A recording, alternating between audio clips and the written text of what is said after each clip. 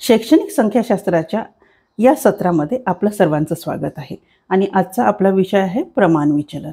प्रमाण विचलन कसे काढायचे हे आपण आजच्या या सत्रामध्ये शिकणार आहोत. प्रमाण विचलन हे विचलनशीलतेचं एक अतिशय महत्त्वाचं परिमाण आहे आणि प्रमाण विचलनाची जर व्याख्या आपण बघितली तर ती अशी म्हणता येईल, श्रेणीतील प्राप्तांकाच्या मध्यमानापासूनच्या विचलनाच्या वर्गाच्या सरासरीच्या वर्गमुळास प्रमाण विचलन म्हणतात. अर्थात ही व्याख्या जर बघितली तर व्याख्येतच आपलं सूत्र आहे. जर हे इथं आपण सूत्र बघितलेलं आहे, यामध्ये सरळ दिलेलं आहे मध्यमानापासूनचं विचलनाचा वर्ग आणि त्याची सरासरी, आणि या सरासरीचं जर आपण वर्गमूळ काढलं तर आपल्याला प्रमाण विचलन हे मिळून जातं. प्रमाण विचलन हे शैक्षणिक संख्याशास्त्रामधले अतिशय महत्त्वाचं परिमाण आहे किंवा बरेचसे संख्याशास्त्रीय परिमाण हे प्रमाण विचलनाशिवाय अपूर्ण आहेत किंवा त्याचे जे कॅल्क्युलेशन्स आहेत ते अपूर्ण आहे असं आपल्याला म्हणता येईल. संशोधनामध्ये सुद्धा प्रमाण विचलनाचा मोठ्या प्रमाणामध्ये वापर हा होताना दिसून येतो.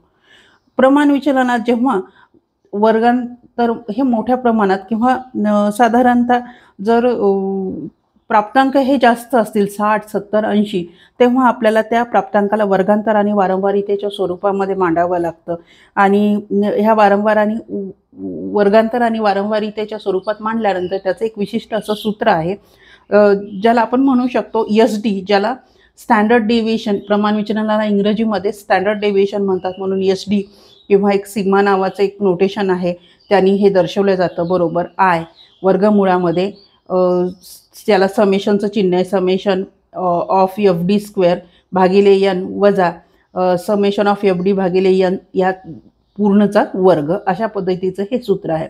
या सूत्रामधले किमती आणि या सूत्राच्या चिन्हांचा अर्थ आपण पाहणार आहोत आणि त्यासाठी एक मी उदाहरण घेतलेलं आहे. इथे वर्गांतर आणि वारंवारिता आहे.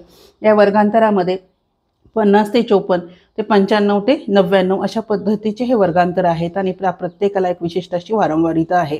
या वारंवारितेचा आपल्याला जेव्हा प्रमाण विचलन काढायचं आहे तेव्हा प्रमाण विचलनामध्ये महत्त्वाचं आहे FD वर्ग चा अधिक म्हणजे समेशन ऑफ FD वर्ग, नंतर समेशन ऑफ FD n आणि I आपल्याला माहिती आहे. मध्यमानाच्या व्हिडिओमध्ये मी हे सांगितलेलं आहे, त्याची लिंक मी डिस्क्रिप्शन बॉक्समध्ये देणार आहे. त्याच पद्धतीने FD वर्ग आणि n कसं काढायचं, तर वारंवारितेची पूर्ण बेरीज केली ही 92 आली तर n आपल्याला 92 मिळून जाईल. आता FD आणि FD स्क्वेअर हे काढण्यासाठी आपण मध्यमानाचा व्हिडिओ बघितलेला आहे, त्यामध्ये FD कसं काढायचं हे आपल्याला माहीत आहे. त्याचीच मी थोडक्यामध्ये तुम्हाला सांगणार आहे की ज्या वर्गांतराची वारंवारिता सगळ्यात जास्त त्याचं विचलन हे 0 आहे असं आपण गृहीत धरतो आणि त्या प्रत्येक वर्गांतरापासून पुढचं वर्गांतर हे कितीनं विचलित आहे ह्या पद्धतीनं आपण विचलन घेत असतो. जसं 80 ते 84 हे 75 ते 79 पेक्षा जास्त हे मोठं असल्यामुळे ते अधिक 1 नी जास्त आहे. 85 ते 89 हे 2 वर्गांतराने म्हणून अधिक 2, त्यानंतर पुढील अधिक 3, पुढील अधिक 4 या पद्धतीने हे विचलन मांडता येतं.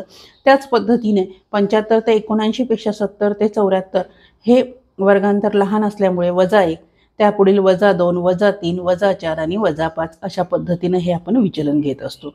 आता आपल्याला F आणि D याचा गुणाकार घ्यायचा, F गुणिले D.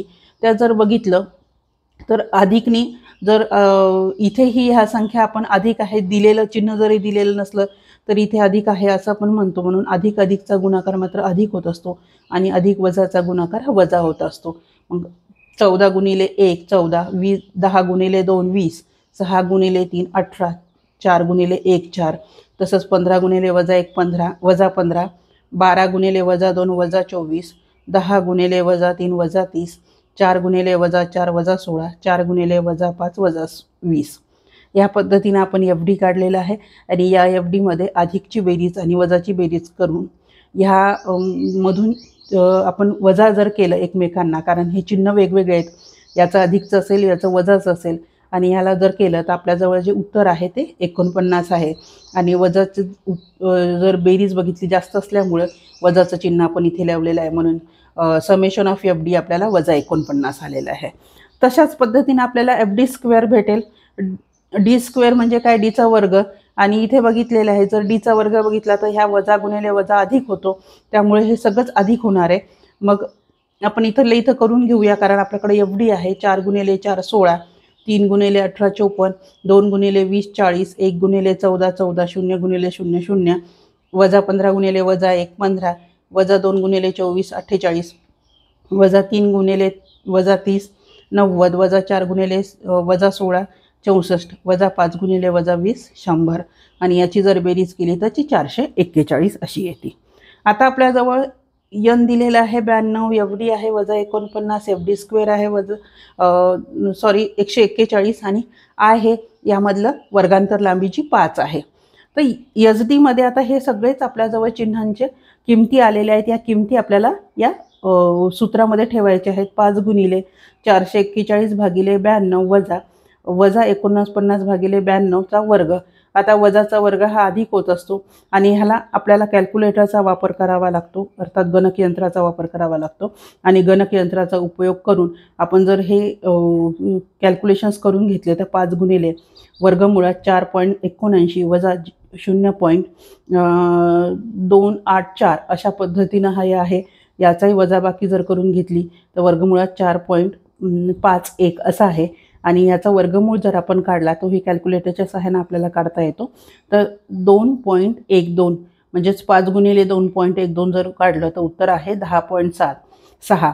अर्थात प्रमाण विचलन ह्या वर्गांतराचं जर प्रमाण विचलन काढलं तर ते 10.6 आहे असं आपण म्हणू शकतो. या पद्धतीने आपल्याला प्रमाण विचलनाचं कुठलंही गणित हे करता येऊ शकतो. आपल्याला हा जर व्हिडिओ आवडला असेल तर लाईक आणि सबस्क्राईब करायला विसरू नका. धन्यवाद.